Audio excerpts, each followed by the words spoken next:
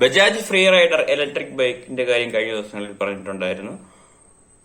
അത് trade marked ആയിട്ടുണ്ടെന്ന് പറഞ്ഞിട്ടുണ്ട്. അപ്പോൾ ഉടൻ തന്നെ നമുക്ക് കാണാം, പ്രൊഡക്ഷനൊക്കെ ഉടൻ തന്നെ തുടങ്ങുകയും ചെയ്യുമായിരിക്കും.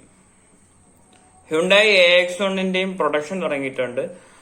2022 കൂടി നമുക്ക് ഹ്യുണ്ടായി AX1 കാണാം. ടാറ്റ HBX അതേപോലെ തന്നെ മാരുതി ഇഗ്നിസ് ഒക്കെ ആയിട്ടായിരിക്കും അതിന്റെ ഒരു റൈവലും. പിന്നെ അതിന്റെ ഫോട്ടോസ് നേരത്തെ ലീക്ക് ചെയ്തിട്ടുണ്ടായിരുന്നു. ഇപ്പോഴത്തെ ആ ഒരു റൗണ്ട് ഹെഡ് ലാമ്പിന്റെ ചെറിയൊരു ഫോട്ടോ ലീക്ക് ആയിട്ടുണ്ട്. കൊള്ളാം, നല്ല രസമുണ്ട് കാണാൻ. മിക്കവാറും നല്ലൊരു ഹിറ്റ് ആവാൻ സാധ്യതയുണ്ട്. ഇഗ്നിസ് അങ്ങനെ കാര്യമായിട്ടുള്ളൊരു വിൽപ്പനയില്ലെങ്കിൽ പോലും നല്ലൊരു വണ്ടി തന്നെയാണ്.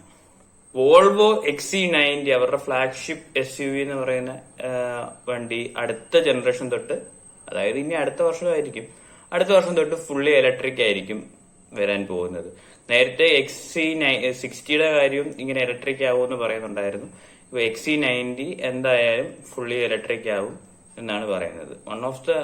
ഇപ്പോൾ കറന്റ്ലി ഉള്ള one of the best mileage ഉള്ള ഒരു വണ്ടിയും കൂടാണ് XC90. കാരണം അതിനകത്ത് ഹൈബ്രിഡ് ടെക്നോളജി ഉണ്ടായിരുന്നു. അപ്പൊ ഇനി ഫുള്ളി ഇലക്ട്രിക് ആയിട്ടുള്ള ഒരു വെർഷൻ ആയിരിക്കും ഇനിയുള്ള ജനറേഷനിൽ കാണാൻ സാധിക്കുക.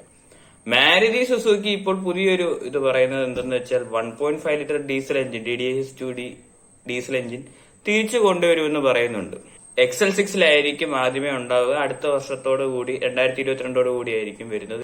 നേരത്തെ പെട്രോൾ എഞ്ചിൻ ഓൺലി എന്നുള്ളൊരു ഇത് പറയുന്നുണ്ടായിരുന്നു. അതായത് ഡീസൽ എഞ്ചിൻ ഇനി മാരുതി ഇറക്കില്ല എന്ന്. സെയിൽസുകാരോട് ചോദിക്കുമ്പോഴും ഇത് തന്നെയാണ് പറയാറുള്ളത്. മാരുതി ഇനി ഡീസൽ വണ്ടികൾ ഇറക്കാൻ സാധ്യതയേ ഇല്ല എന്ന്. പക്ഷെ ഇപ്പോൾ തിരിച്ചൊരു ഇത്. പക്ഷെ നല്ലൊരു കാര്യമാണ്, സിയാസ്, ബ്രസ, അതുപോലെ എർട്ടിക എന്നീ വണ്ടികൾ, XL6 ഉൾപ്പെടെയുള്ള ഈ വണ്ടികൾക്ക് ഒരു ഡീസൽ എഞ്ചിൻ വേണം. കൂടുതൽ ഓട്ടോമോട്ടീവ് അപ്ഡേറ്റ്സായി വീണ്ടും കാണാം.